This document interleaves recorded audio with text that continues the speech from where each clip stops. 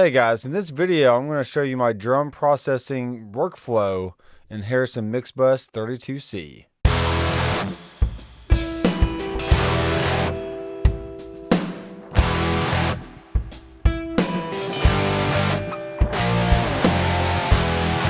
So I had the pleasure of recording a band a few weekends ago, and we did live drums in the garage with an awesome sounding stairwell mic about 10 feet away from the drum set. So it was capturing the whole garage-esque sound, and it just turned out really cool. So in this video, we're not going to listen to the guitars or vocals because the song isn't really done yet. And when it gets released, I'll be sure to put a link down in the description. But until then, let's just go ahead and check out the drums. Now, I've already done a few things to the drums already, but we're going to A/B the before and the after, and I want you to just see what the difference is and what great tools that Harrison Mixbus provides for us engineers and producers. That way we have all the things we need to get a great sound. So first of all, let me bypass all the plugins here, and I'm mainly just using a XT-TG tom gate for the actual toms, which those turned out great.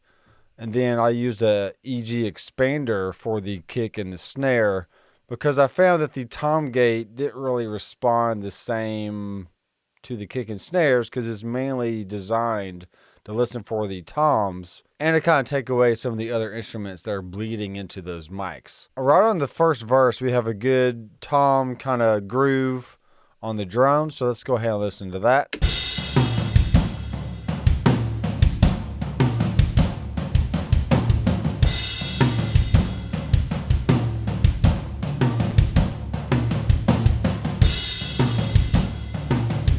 All right, and already they sound pretty good. And what I've done is a little bit of EQ.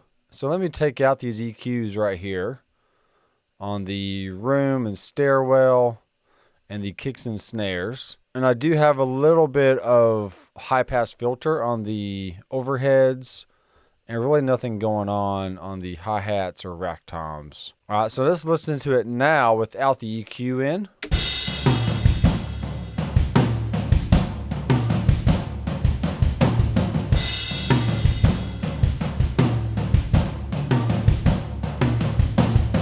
All right, and let's bring back in the EQ on the stairs in the room and the kick and snares.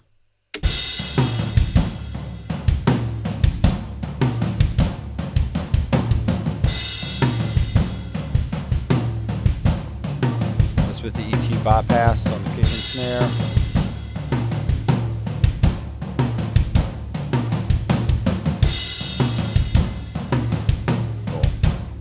And that was with the EQ back in. So basically what I did for the kick was I high passed just a little bit above, like, around 40 hertz. I boosted some 60 and I cut some mid-range about 429. So let's just mess with that mid-range knob. I'm going to leave the frequency where it was. I'm just going to start bringing it down. I want you to listen to the difference.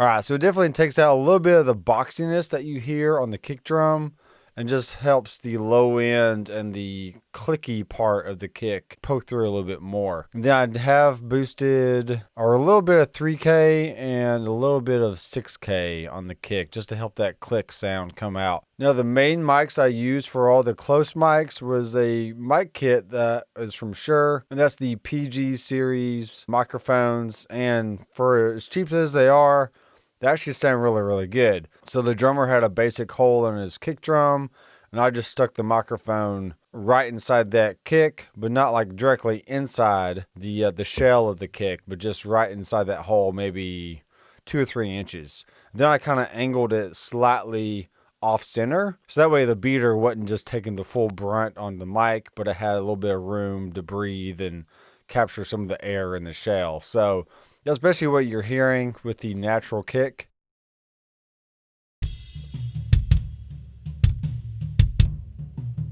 There's no EQ. And there's with the EQ on. Now I am reversing the polarity on this channel because what I did was I soloed the overheads and I flipped the kick back and forth to see which one sounded better. And I felt like the reverse polarity sounded a little bit better. So let me take that off and you can listen to how that sounds.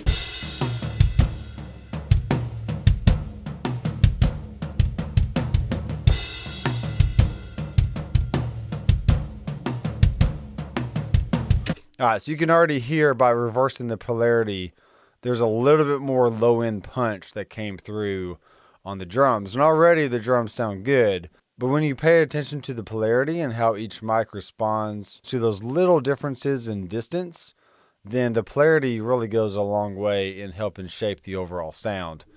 So let's move on to the expander gate. You can hear how this sounds.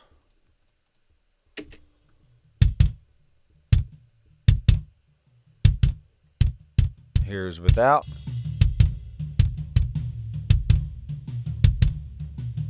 Here's with. All right, so if we bring in the plugin here, we can see that the plugin is analyzing the audio, and then the red is the actual kick attack.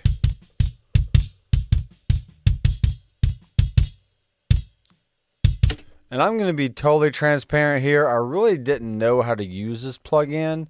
I just kind of moved things around until it started sounding the way I wanted it to. I am using a look ahead feature, and then I just kind of set the frequency and I messed with the depth and I kind of slid the input threshold up and down until it started sounding like a kick drum. So that's just how I got that sound. And let's listen to it some more.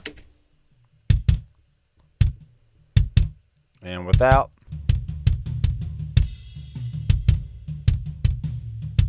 All right, so you can hear that the toms definitely bled into that kick drum microphone. So by putting a gate on the kick, it cleans up that extra low end that the toms are throwing in there. And it just helps the drums separate a little bit more. All right, let's listen to the snare drum now. And let's go to a different area here. Let's go, these are all toms through this part. So let's just put in marker here. And we'll start right here.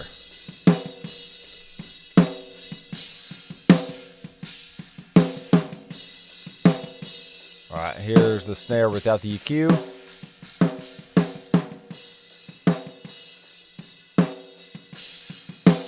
And with. And let's see what happens if we take out some mid-range.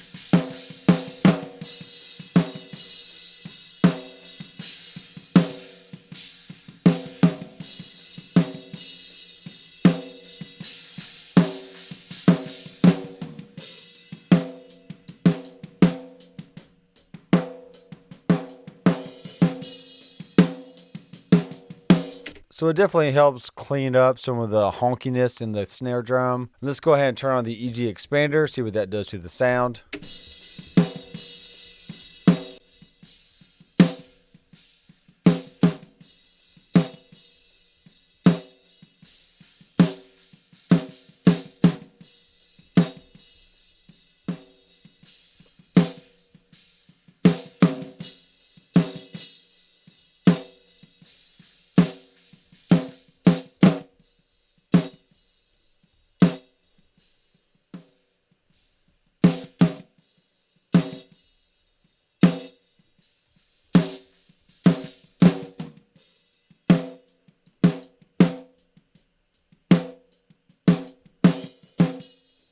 So just a little bit of experimentation there, and I got the snare sounding nice and oscillated, but with minimal bleed from the other microphones. So let's go ahead and listen to the rack tom. So let's go back here to where the toms were. All right, check this out.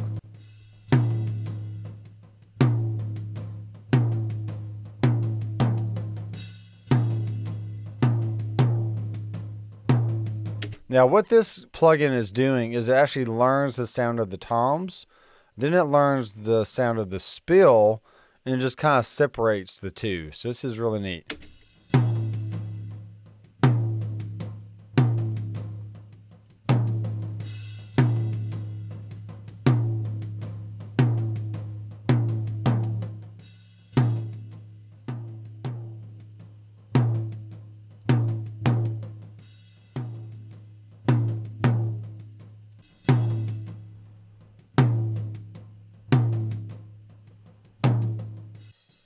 So the higher you have the depth, the less you hear the spill sound. But you do want to make sure that the tom hits go above this line, so that way the full transient goes through. So all this is well and good in solo, but let's go ahead and listen to the full kit and see how it sounds with everything.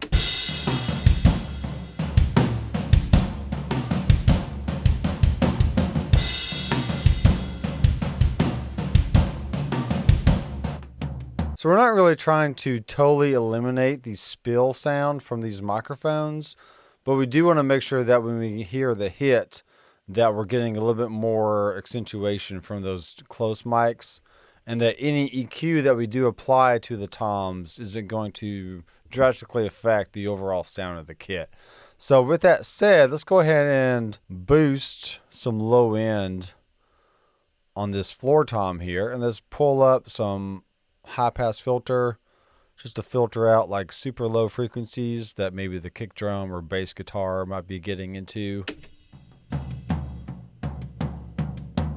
And I'll go ahead and bring up some of the snap.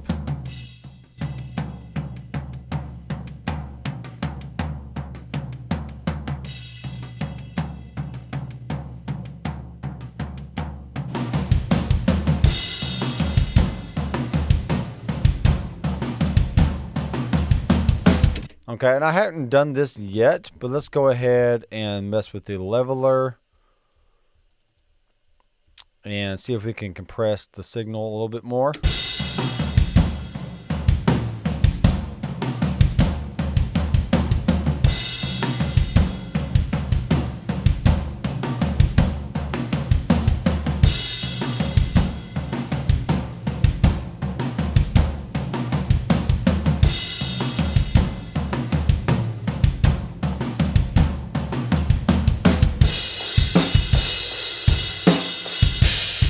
Try it again.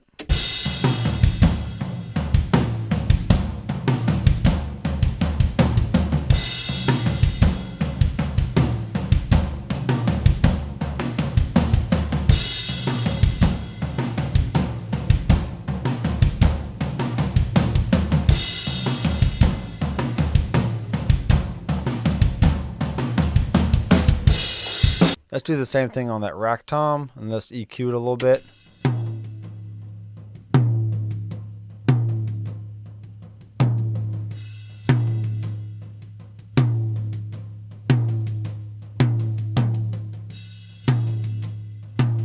Cut some mids.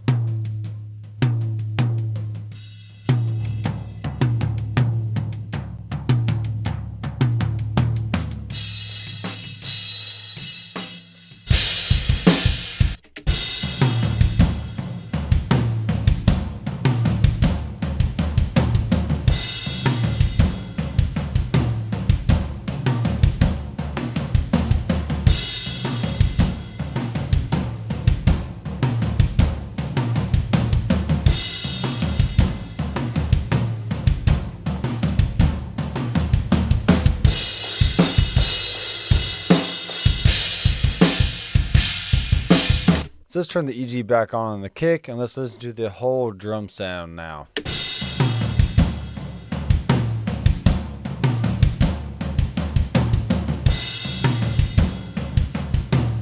Okay, that sounds good. And let's go to a later part in the song. Let's go back here.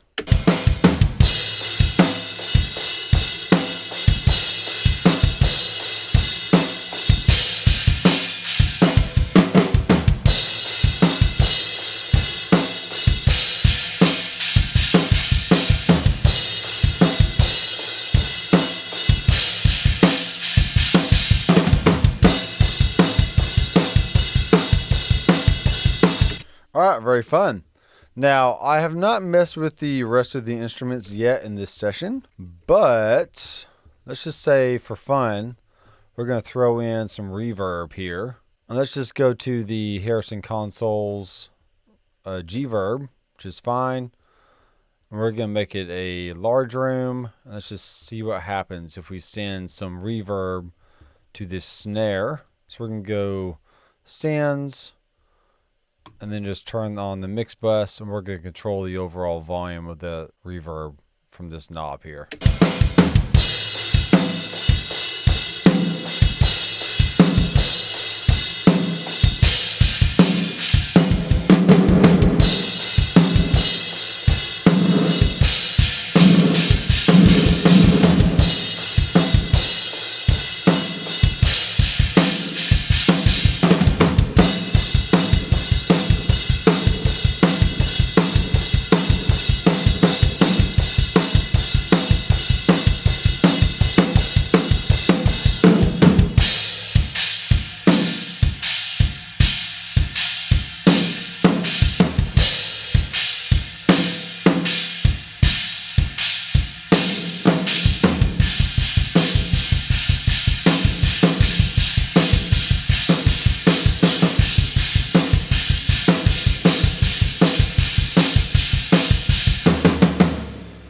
All right, that sounds pretty good. And let's do the same thing to the room and stair mics just for fun. Let's check that out.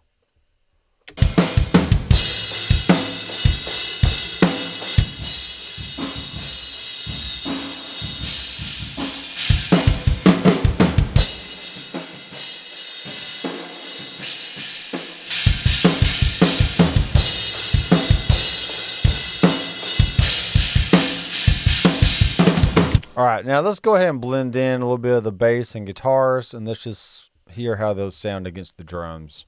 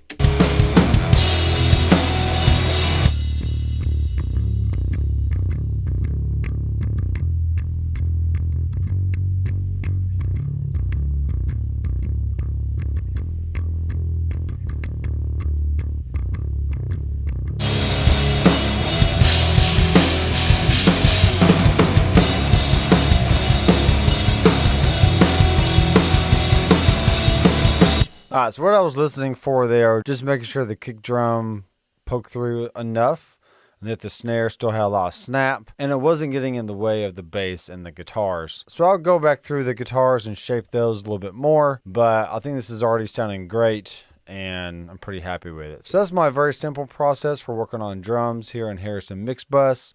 If you have any questions, feel free to leave a comment down below. Let me know if you liked the video. If you did, give it a thumbs up. And in the meantime, I'm Dr. Mcfarland. I will see you in the next video. Keep rocking.